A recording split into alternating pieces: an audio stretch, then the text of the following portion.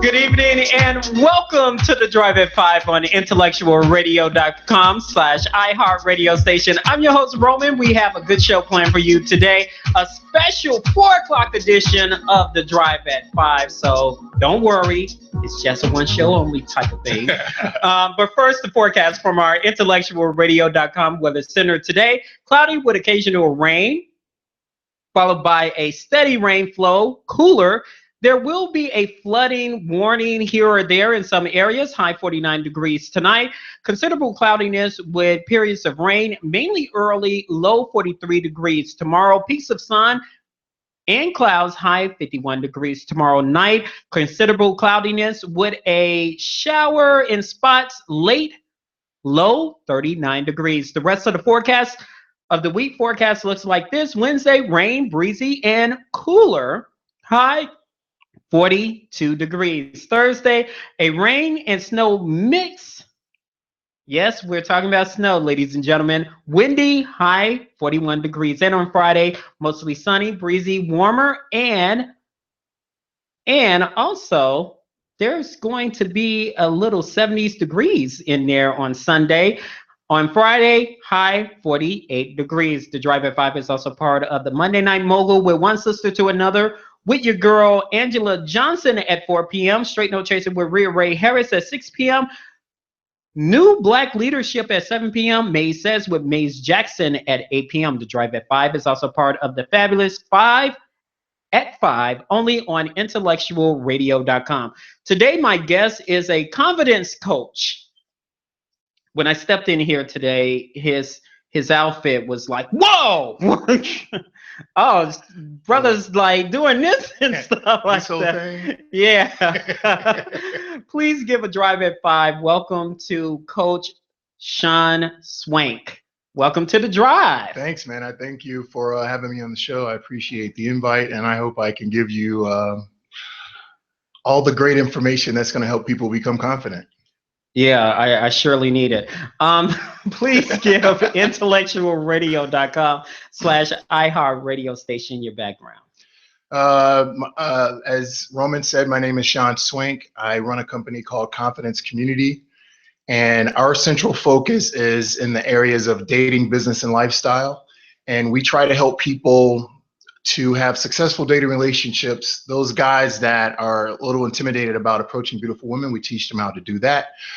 Those women that can't get the right guy or get Mr. Right, we train them on the aspects of what's necessary to not only find that guy, but to get that guy and hold him close forever. As far as businesses, as far as the business aspect, we train businesses on how to be successful, how to expand their brand. We work with individuals on creating their businesses and creating a business platform that works. And as far as lifestyle, we teach people how to live the lifestyle that they dream about. I was watching the Steve Harvey show a few months ago, and he was talking about his past, on how he had all this money for all this time. And the most he would do with his money is just travel to Vegas. Then he met this extraordinary woman that he's married to right now, and she opened his eyes to see the world in a different way and to help him to travel. He had all this money and ability to go to all these places, but he's never been anything outside of Vegas. So after he meets this woman, he's in Dubai, he's in Bangladesh, and all these different places that he's dreamed about going, but he's never had the courage to just do it. So we try to encourage people to live the lifestyle that they dream about, give them the steps that are necessary to do it, and help them be courageous to fill that bucket list, empty it, fill it back again, and do the same thing over. What inspired you to come up with this idea as a confidence coach? For years, I was a fashion stylist here in Chicago. I can see, I can tell. I got a little skills. I got it.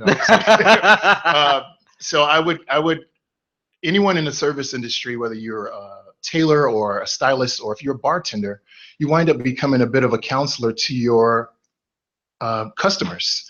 And what happened for me is I would style people all the time, and I would dress them very well, but they weren't confident to go out and do what they were dressed for. So they would ask me advice. So I would wind up counseling these people all the time. And it became such a strong demand on the counseling portion that some people would visit me and they don't want anything styled. They just want advice. So they would encourage me to become a life coach. And at the time I rejected the idea. I didn't want to do it because, I had my dreams of aspirations of being the next, Gucci brand and all that.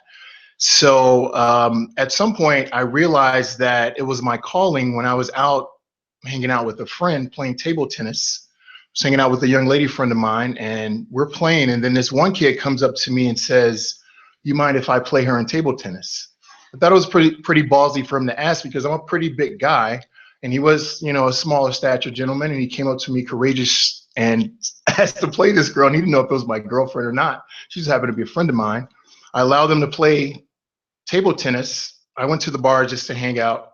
A few minutes later, she leaves him and she comes by me and she starts to hit on the bartender. So the guy that she left playing table tennis, he eventually walked over and said to her, "You mind if I buy you that drink?" She said, "Sure." So she ordered the drink. He paid for it. She said, "Thank you." So she started to continue to hit on the bartender. That's slut sickle. He was the slut. I'm sorry. He struck out. So she's like, "Well, sorry, I'm going to talk to my point of interest."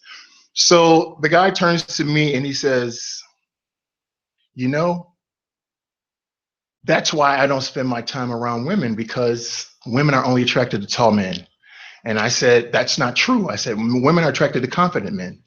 So him and I were talking for a minute or so. And I said, "If you need some advice, here's my card, give me a call." At this time, I didn't think he was going to call me. And the kid wound up calling me the following day. So I'm like, "Oh man, I got to teach this kid how to, talk to women." So the only thing I could think of was creating some kind of a 10-step program, like a drug rehab program or something like that for him. And we did our consultation. He agreed. He became my first customer. And I started to think, wow, like men really need this, because this was a good kid. He wasn't trying to be a player or anything like that. He just didn't have the tools to be successful with women. And so I taught him how to do some of those things, and he wound up becoming a great success. You mentioned earlier about Steve Harvey, and he had all this money and he only went to Vegas. One key aspect that I think is not conveyed here, and I want to get everything out there. Sometimes people have all this money and just do one or two things, but they don't have no one to enjoy it with. Could that be part of the problem with Steve Harvey, that he just didn't have anyone to enjoy it with, or compatible with, to say, okay, I'll go to Dubai. Okay, I'll to expand his horizon. What you say to that? Well, in some cases, that applies to people where they don't have anyone, so they're definitely not courageous enough to just do it for themselves or by themselves. But in Steve Harvey's case, these are his own words. He said, "I had the ability to go to these things, but I just never made an effort to do it." And when he met his current, they're married, correct? Right. When he met his current wife, she just said, "You know what? We're going to Dubai. Let's just go." And it expanded his horizon. And it actually, it opened him up, I believe, in a different way, where it made him a better interviewer. It made him a better comedian. It expanded him from where he was, because, this is nothing against Steve Harvey. We all have our borders. And what we teach at Confidence Community is giving people the courage to live outside of those borders and to live outside the box. I call it losing yourself. There's a scene in the movie 8 Mile when Eminem, he had this desire to be this big time rapper. He had all these obstacles against him because he was a white kid trying to establish something strong in the Black community. He was being beat up by gang members, and these are the people he had to battle. One of the gang members actually had sex with his girlfriend, and he shows up on that last day for the battle. And he was so confident in himself. I call it when something happens where you're so confident that you and confidence become one. And he's in the bathroom pumping himself up for the battle. And then his buddy comes in and he said, "Are you afraid that they're going to say this about you? And they're going to comment about that you're white and that you lived in a trailer home, and then, that they beat you up and all that stuff?" And then he said, "Are you intimidated by the fact that you're going to fight? You're going to battle the best rapper?" He looked in the mirror. He said, "I don't care who's out there. I'm going to annihilate them." And at that point, when you become one with confidence, there's nothing that could stop you from getting to your goal. And I think Steve came to that point where those fears that he may have had as far as traveling, or I won't call them fears because I don't know exactly why he wasn't doing it, but whatever it was that was stopping him, his woman became the conduit to pull him out of that place so he can get to his goal. Now he travels the world and his impact is even stronger than it was before. You mentioned the guy. The kid? Yeah, the kid who was playing ping pong and the girl with the bartender. What attracted her to the bartender instead of him? It just seems like it seems like he had all the right characteristics. And what kind of led to, I'm just going to go with the guy with the drinks instead of him? What was it? Was it his looks? What he had on? What? I personally believe, because and not to stop, because to me, and it's kind of like this, and I'm going to use Wanda as an example. As soon as I walk in intellectualradio.com, Wanda looks at me up and down, and it seems like a little oh, I know he paid only $5 for these boots. I know he only paid $13 for this shirt, or you get what I'm saying? Yeah. Does women do that? Do they do that actually? Like, size them up and do the total in their head? Well, this is one thing that men may miss. A lot of men have, I'm going to use business as an example. A lot of men have a strong resume, right? And there are a lot of strong resumes out there. It tells all your experience, everything you can do, where you were educated, and all that cool stuff. But what gets you noticed when you're going for a job is the cover letter. What's your cover letter? This is mine. And my cover letter says, there's something different about this person. Let me find out what's on his resume. So your cover letter is how you're dressed. When you show up to a place, I'll give you an example. Sometimes I go to places where other powerful men are there. I don't notice all those men that are there because they're just a group of powerful men. I notice the man that has good posture. I notice the man that's standing against perhaps a wall and everybody's crowded around him trying to hear his words. I pay attention to the people that people are paying attention to. Those people have a strong cover letter. I don't know what they're talking about, but the fact that when I see them, they look powerful and they exude this greatness, and it attracts everyone. So if I feel that way about noticing great men, and I'm a great man myself, thank you very much. What is the ideal in the eyes of a woman when she notices that man as well? So one thing that we teach is to we teach men to have signature pieces on. So sometimes when I go to a place like this bow tie I have on right here, yes, when I notice it, even if a girl's not attracted to me, she'll notice what I have on and she's like, wow, you're very stylish. Where'd you get that tie? Like, that's very interesting. What inspired you to put those pieces together? Look at that bow. Look at that bow. Right. She can look at herself in the bow tie, and, check out her hair and all that cool stuff. But, those signature pieces attract, and it's all about attraction initially. So if I'm interested in a woman, I want her to be attracted to me. So we teach this thing called sensory overload. And what sensory overload is about is you exercise every sense with the woman in order for her to be attracted to you. Your smell, how you look, you speak very well. So when she's listening to you, she's attracted to that. Your sense of touch, when she's next to you, you touch her a little bit and say, hey, how are you today? I mean, not, anything Donald Trumpish, where he's grabbing crotches and everything like that. But, just a simple touch to say, hey, how are you today? And, it brings a sense of warmth when you do that, if you do it in an appropriate way and not in a rude way. And also your ability to connect with them. And women are drawn to that. There are countless clients that I've trained that aren't necessarily super attractive men, but they dress very well. They're very warm towards the woman. And the most beautiful women are drawn to them. And the pretty boy types who don't know this stuff, they sit and watch these men interact with women, and the women are blown away by it. I'm going to challenge you on that because what a woman like to see a guy wearing besides baggy jeans, skin tight jeans, guys wearing the jeans all the way down to their thighs, Yeah. and they still get the woman. Yeah. I mean, they can look like crap, Yeah. and they still get the woman. Yeah. You're talking about you got to be fly, you got to be, stylish, and look at this and look at my bow. There are guys out there, they can wear the things that they have on for 5 days in a Yep. row, don't have to take a shower or Yep. anything like that, and they still can pull them. Yes. What's up with that? Because there's levels to this. It's not one dimensional. Okay, what level? So it depends on the woman and who she's attracted to. And even if the woman's not necessarily attracted to the guy with baggy jeans, or he may have not showered for a week, she may be in a situation where the guy who has all the things she wants doesn't have the courage to approach her. So she's left by herself. And then the guy who's wearing his jeans baggy, he's there for her.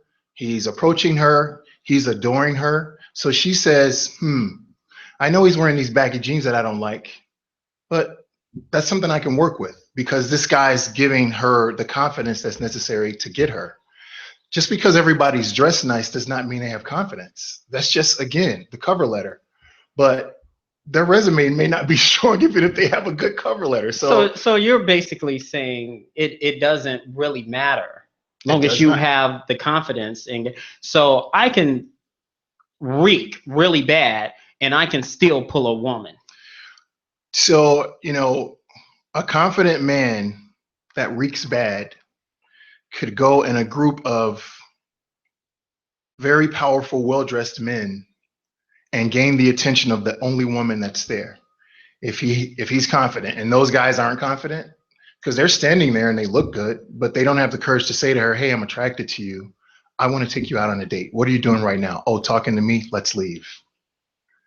If the guy who's dressed bummy has the balls to do that and she has a desire to be loved, he'll get the girl countless times.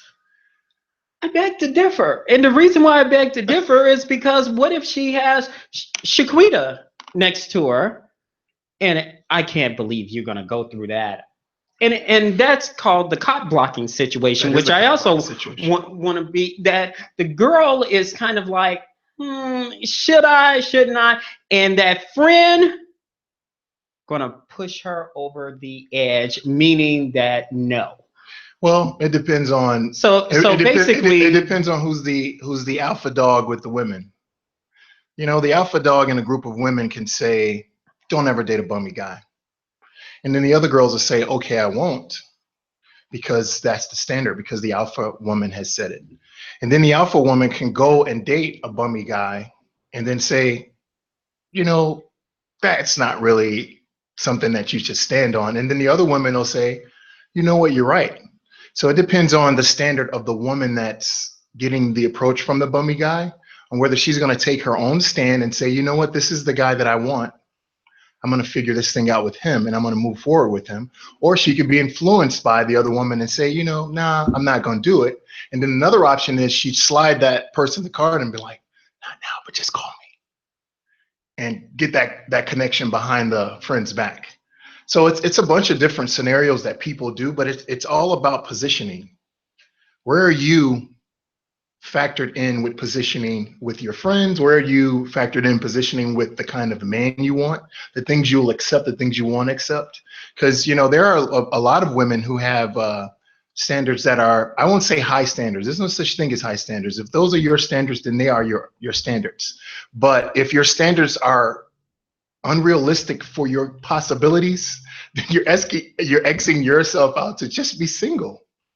So, the women that edit those things are able to say, I would like a guy who drives a BMW, but if he doesn't drive a BMW, is that really that big of a deal? This guy's ambitious. He's writing movies. He's doing whatever his thing is. At some point, we'll be able to afford that greatness. Let me grab hold of this great man. But some women will say, he doesn't have the BMW, so I'm not interested. And those women wind up being 50, 60 years old because their standards are unrealistic. But a guy like me would be like, who in the hell is you to tell me what my standards is? I mean, Well, it's and her standards. well, her standards. If you're broke and I'm broke, what's up with that? Yeah, If you want me to have like $100,000 in my bank account and you only have 45 cents, why should you tell me what to do? I agree. And I just think a woman like that has to do an evaluation of what her standards are. But I don't disagree with her standards. They're not my standards. They're hers. Well, So if she's driving a hoopty, yeah, you know, one of those go-go gadget vehicles, and I have one right outside. and she wants somebody to a BMW, that's unrealistic, you think? Not really, because if that woman has aspirations for greatness in that regard, I would question, okay, if you want that, why are you conversing with people that don't possess what you want? If you want a guy that has millions of dollars, then go on Millionaire Matchmaker. There's a show made just for you, so you can. So let me say this in defense of this woman. I don't agree with this, but there are men that are matches on the other side that say, I just have money. That's my only quality. So I'm going to use that to get the woman that I want. So if she meets a guy like that, then that's a perfect match. Perhaps they'll fall in love and live happily ever after. But if she's like that and she wants a millionaire and she's going after hundredaires, then her focus is or a dollionaire. Or dollionaires. Or deadinaires. Right, exactly. I had something to say, but I'm going to keep that to myself. Describe your clientele you have counseled so far. You mean the demographics? Yeah, the demographics. Male and female, all ages. I've worked with children, their parents wanting to help them be confident and learn various things in life so they could go from being bad kids to being good kids. I've worked with married couples to help them enhance their relationship and bring a little fire to it. I've worked with single women, I don't know, age maybe 25 through 55, that, they just want to find the right man and stop wasting their time with, the wrong guys. And one of our programs is getting Mr. Right versus Mr. Right Now. And a lot of women wind up getting with Mr. Right Now because they're like, I just want to be loved. I want someone to pay attention to me. And there's a lot of heartbreak in that They place. can have that, but I would say get a dog. Get a dog. It's a good idea. There's nothing wrong with getting a pet or someone to love you and treat you well, and not lower yourself to someone else's standards to go through the heartbreak. I've worked with men, again, teenagers, kids, and 25 to 65 who they want to just enhance their lives. And the one thing that I teach people is to live outside of that place where you've been in your life. And I did that myself. So everything that I teach is stuff that I actually have done or that I am doing. And I wasn't this charismatic dude. I was very shy. I was intimidated by women. But I met a guy in high school that, kind of pushed me to the edge to challenge me to become better. And I'll give you guys one example of what he did. He would encourage me to talk to women. And I remember in high school, I transferred to this school. I met him. He knew every girl there. He knew all the guys. He was on the first name basis with all the teachers. So I come to school after talking to him for a little while, and I said, you know what? I'm going to be courageous like him. I'm going to talk to beautiful girls, and I'm going to do it today. My confidence is on major. Let's get it. So I'm going to meet him. When I show up to meet him, he says, you'll never believe who likes you. I said, who? He said, the prom queen liked me. And I was a sophomore. She was a senior. So he brings her over to meet me. She says, hi, Sean. It's a pleasure to meet you. She sticks out my hand. I look at her hand. I turn around and I ran because I was so intimidated by her presence. She was like an earth angel, big time, So after that, he started to work with me, and he would do things like, I remember one time we were on the bus going to Evanston High School. I went to Dunbar, so we're going to Evanston High School, and we're riding the bus out there, and there's two seats open. There's one next to a homeless guy, and there's one next to a pretty girl. He sits next to the homeless guy, and he points to me. He said, go sit over there. So I go sit next to the girl. He looks back at me. He said, "You like that girl?" He's mouthing this to me, and I'm shaking my head like, "Yeah, she's cute." Then he was like, "Do you think she's pretty?" And I was like, "Yeah, she's very pretty."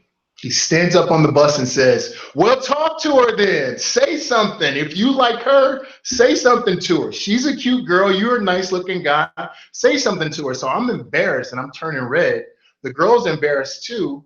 And then he kept egging it on. He didn't say it once. And then he kept saying it so much, all the people in the bus was like, "Come on, man, just talk to her." So eventually I said something to her and I wind up getting her phone number. Was it the right number? I don't even remember because I never went further with her. I was just so happy that I had the balls to get her number. At that point, I realized that I had to change some stuff about me in order to get what I wanted in life, in order to do the business that I want. I remember I went to one of my first business meetings. My first real good job. I'm working there and we're in a meeting and the boss tells me to stand up and say something in front of everyone. And I was frightened, but I said something and it was so intimidating to me that I started tearing up while I was talking to the people. So I was very shy and I took the steps to become confident. And because of that, I was like, I need to make this available to everyone so we can achieve our dating goals, our business goals, and also live the lifestyle that we dream about. So that's how I came about. Did you get to eventually go out with the prom girl? Nah, I never chased that, man. I was too intimidated. And, I wind up leaving that school. And of course, she graduated that year, so I never saw her again. But, I dated women of that caliber, though. And it was that experience that helped me to do that. The biggest question when I put this online, couple of questions. I'm going to ask this Grill one. me. Women always say nice guys finish last. However, they say they want a man that is nice. However, they go out with a person that don't care about them. However, they want a man to care about them. Right. What? All right. So even though that's a bit of a puzzle, it makes sense if you understand the psychology of men and women. So nice guys do finish last or not finish at all because they're nice. They're people pleasers. They're trying to make everyone happy. And what's the matter with that? I'll tell you. A bad guy, on the other hand, he's just doing what he wants and he's ballsy and he just goes after it and he gets a lot of wins because of that, because he's going for it. He doesn't really care if the girl likes what he's saying or not. He's going to say how he feels. When a woman says she wants a nice guy, what she really means is she wants a good guy. A good guy has the ability to be a bad guy, but he also has the wherewithal to know that he can be a nice guy. So a good guy's not a pushover. Just because you're a nice person don't mean you can be pushed around and a girl can say, "I don't like this, so don't do it." And you just stop. "Okay, babe, I'll stop." Because you don't want to lose her or you're intimidated by, whatever she's saying to you. It's almost like she's bullying you. And if she can bully you, then you're a nice guy. And she don't want a nice guy. She wants a man that's going to stand up and say, "Hey, babe, calm down. It's okay." What women want is a man that can be the stable place when the rivers get rocky. Because if she's in an emotional place and then you're in an emotional place and she's counting on you as the rescuer, the defender, the protector, and you need protection, a lot of times the women step into that role because you're not doing your job. And they don't want that. They want you to step up as a man and, okay, you're a gentleman. That's fine. That you're a gentleman, but you don't be a pushover. But the bad guy has an example of somebody that's ballsy. He's courageous. He does what he wants. He says what he wants. The only problem with that is when she gets with the bad guy, it comes with the heartbreak. So I teach my clients to be the good guy, man. Be ballsy, be adventurous, go for it, but don't be an a-hole. So in essence, you're saying women don't want a respectable man. They want a thug. That's not what I said. Women want a respectable man, but a respectable man can stand up for the woman and defend her like a bad boy. A good guy can seduce a woman. A nice guy don't want to do it because he don't want to offend her. "Oh, I don't want to do too much because you're going to be offended." A good guy's like, I'm seducing you just like a bad guy, but it's not going to come with the heartbreak. White thugs and or the guy that don't care about women gets the woman anyway. Because he's confident. That's He it. does not care if she don't like him. If a woman, if I say B, come over here, she's gonna go off, but eventually go over there. So what you're talking about is being disrespectful. Well, that's what it usually happens. Well, even with corporate women, they can say, "Oh, I can B, come over here." She'll talk all that smack, and eventually, how you doing? Yeah, because he's being confident. So it's not about him disrespecting her. He should not disrespect her. But confidence is an attraction. If you're confident and you're a confident a-hole, you still win. You just abuse that win. Whereas a good guy takes his confidence and he uses it for good. It's like the superhero scenario. Like Superman can fly and all, so can the Green Goblin. But they have different agendas. So the good guy has an agenda where he can come in and do the effective job like a bad guy and come in and rescue a woman. Like, for example, I saw this movie yesterday. I'll be quick on this one. It's a movie called Back Country. And this woman was out with her boyfriend. Her boyfriend was timid. He was a loser type. And they ran into a guy that was an alpha in the woods. And the alpha was constantly one-upping this guy. And the woman was being attracted to it. Not that she's attracted to the guy, but she's attracted to the courage. She's attracted to the fact that he did his research to know about where they were. The guy she was with got killed by a bear. She wound up having to step up and become the man to rescue herself. And who was there to rescue her at the end? The guy who was actually the bad guy. Oh, I don't like that movie. That is dope. You know, some of the women, they have a code. Several. And which you say it's not hard to define. What is the code and how did you break the code? Well, there's no such thing as breaking a woman's code. Yeah, it is. No, there is not. There's no way you can control a woman. You can control her to a certain extent, or you can control her on some levels. But I say the true alpha realizes there is no controlling a woman. A true alpha wants to empower a woman. So. But what's the difference of empowering and encouraging? Inspiring? They're all tied in together. All those words are the same thing. But some women say it's the same. It is the same. Thanks, buddy, for the encouragement. Oh, you mean the separation between a buddy encouragement versus an encouragement from your man? Yeah. Well, it all depends on his intention and whether he's being honest about it. Again, you say what you said about the bad boy. Mm-hmm. The bad boy is ballsy. If he wants a girl, he's going to say, hey, I'm interested in you. I want you. And he's going to chase her relentlessly. He's going to get her. But the nice guy, he doesn't want to step on her toes and he doesn't want to offend her. So he sees her out. He gets the courage to say, hello, my name is Charles, or whatever his name may be. And he's nervous. She can see it. He's sweating. He's intimidated by the environment. So she's already turned off by that. Bad guy, he doesn't care if he's sweating.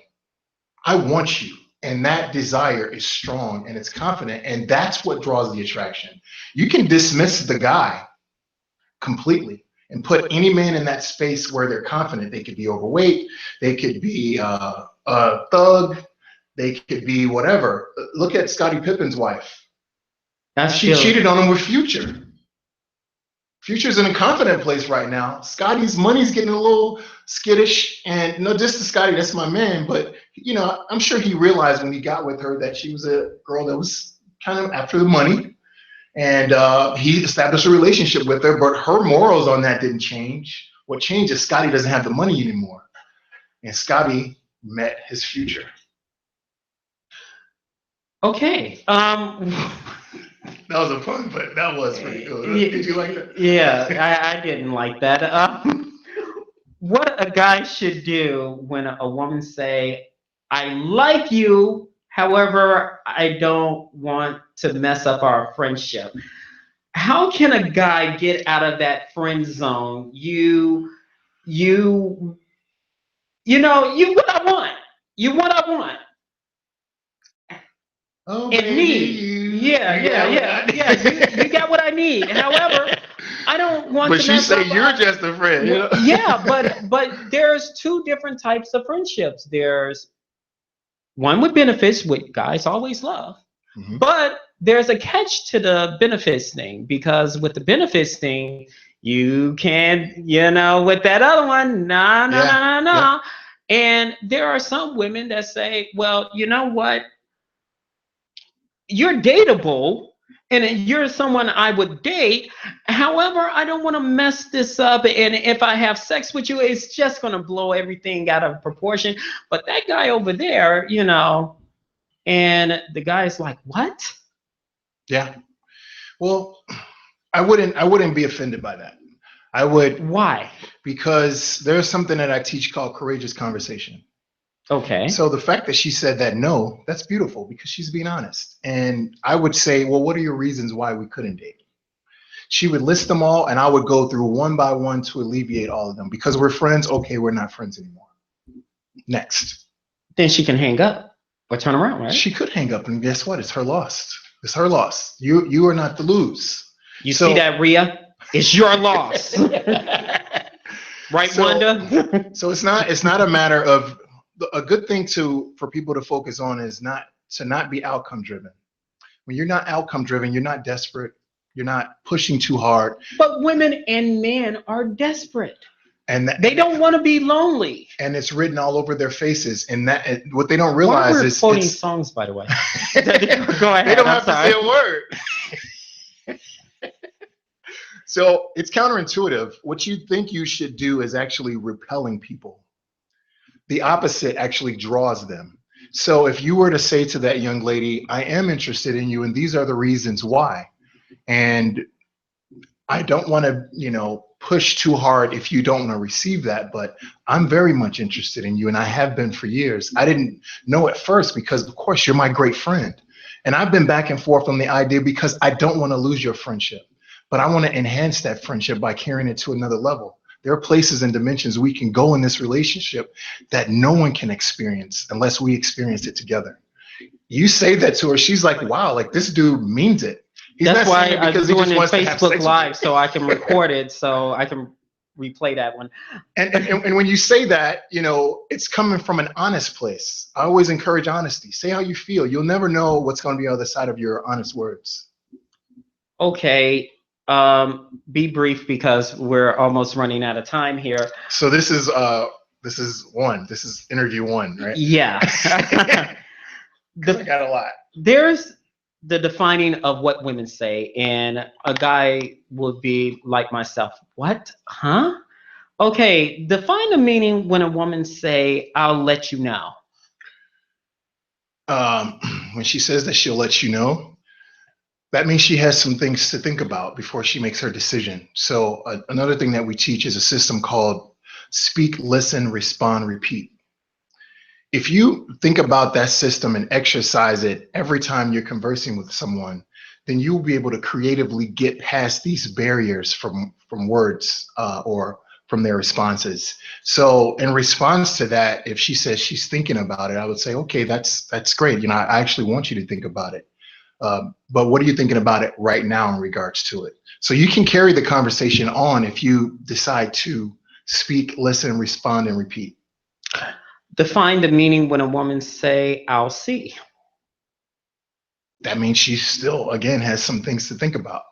What is there to think about? It's either a yes or a no. If it was that easy, I would walk into the Ferrari dealer right after this and say, hey, give me that for free. Yes or no. Rhea over there is smiling. I think she used some of those phrases. I mean, define the meaning when a woman say it's too good to be true. It's too good to be true basically means what she's experiencing at that moment is something that she probably dreamed about but never thought it would be a reality. And a lot of times that statement is based on the fact that she's going through a lot of duds previously, and she's gotten used to dealing with duds. So when she meets a man that's actually an alpha, he's a good guy, he has bad guy strength, nice guy awesomeness, bring those two together, and she's like, wow, I can't believe that you exist. I can't believe it's true. And then you follow up and say, it is very true. let me talk to you about some other true things. I'm gonna write that down. No. How can a guy gain his confidence to achieve his goal in getting that woman? A lot of people say, I have confidence. You say, no, that's not confidence. If I want, and I'm going to use an example. You met Wanda. I sure did. Okay. A guy with confidence with Wanda, what would you say to gain his confidence? And he say, I have confidence. I can get her and her mama too. Well, the first thing I would tell him to do is call me so we can create a program for him, because the one thing about building confidence, it's not an overall thing that works for everyone. So what I do is I consult with the client to help them find out what they've gone through, where they are, and what's necessary to make them confident. But one good thing about confidence overall is just having the balls to go for it. It's not about you failing or not failing. It's about you having the courage to just do it. So if Wanda's over there, I don't care if the dude's jumbling on his words, if he's sweating or whatever, just go for it, man. And Wanda may say, you know what? I see you're a little nervous, baby. Give me a call so we can talk. I don't think you know Wanda. Rhea Ray. Not this Wanda. I'm talking about the other, over there, the Wanda over there. To gain confidence, Rhea Ray, you haven't met her yet, but Rhea Ray. but Rhea Ray, the type of person, a guy go over there. Now, if you met Rhea Ray, you'll know she's not gonna go for no mess. What would you? No, she's not gonna. Homie, don't play that with Rhea. Play that. No. So, what would you say a guy that will approach Rhea Ray? For homie, don't play that woman. You just want to be honest. You just want to be forefront and say, you know, I saw you over there, and I thought you were very attractive, so I thought I'd come and say hello to you, and just have a conversation with her. She's saying no. You were saying no? Oh, okay. Yeah, because she's a no BS type woman. You don't have to come with game or some kind of lines to get her attention. Just be honest and have a conversation. And if she's interested, she'll let you know. If she's not, she'll let you know that too. She won't hurt your feelings. She'll just say, I appreciate it, babe. I'm not interested. She started. There are some women out there that will falsely put on a wedding ring or a ring. Yes, I've seen that. I've encouraged it. You encourage it. Why? Well, you gotta realize everybody's not a nice guy like you. Let me rephrase that. A good guy. Well, thanks for pointing that out to millions of people. there are a lot of dudes that have bad intention for women. So, and women are approached by dudes all the time. Yo, baby, can I get that number? What's good? You know. But a lot of times when they have that ring on, a lot of boys see that and they won't approach the women. But what if you bump into a guy or something like that? Hey, I mean, you say you got a man. What your man got to do with me? No, so I'm not saying it across the board. There are always people that are going to go for it anyway. But a lot of men that don't qualify for that woman will see that ring and respect it. But you can't do anything about the loose cannons. They're going to do what they want. She can have a ring on. She could be standing with her man. He's still going to try to do whatever. So you can't control that. But I've seen women wear that because they don't want to be approached by all of these men. But what happens is a real man will see her ring and say, hey, I noticed your ring. Are you actually married? Because they're ballsy. I'm going to write that down. They have good intentions, but they're like the bad guy. They'll go say whatever, but they don't have the intentions of a bad guy. And they would say something like, I noticed you saw that ring. You had that ring on, but, I have a bunch of friends that, they actually wear their rings because they want to, dispel boys and only draw men. Is that what you're doing? And then if she's doing that, she'll giggle about it or lie or whatever. But because you have the courage to do that, the woman will respect it. Now, please give intellectualradio.com/iHeart radio station listening audience where they can contact you, where they can see you. And you got to stand up, my man. Stand up. Stand up, and I'm sorry to do this, but could you do this feet on the table? Yeah. See, look at the boots, and it says made in 1302. Look at that. Styling and profiling. where they can get a hold of you? You can contact me on my website at www.confidence-community.com, or you can give us a call for a free consultation on dating, business, and lifestyle at 312-715-7641. So, quick question. Also on Facebook, Instagram, and what's the other one? Twitter. Yes. Quick advice. A guy like me, how you address me? Very sharp. I would make you into the most confidently dressed man in Chicago. Oh, I take that back, in the world. Oh, look at that. Eat your heart out, world. Thank you so much. Don't be a stranger to the Drive at 5. Come back, okay? Yep. I appreciate that. Thanks to Earl Winfrey, our executive producer, Wanda, who is behind the scenes, and Rhea Ray Harris, who is up next with a special edition of the Drive at 5, I was about to say, and she has an exclusive interview with Rachel Doso, and she has I know I butchered that name. She has a new book that's coming out. You guys want to stay tuned for that. You guys have a nice week, and thank you for tuning in for a special edition of the Drive at 5. Rhea Ray Harris is up next with Straight No Chasers 2-hour edition.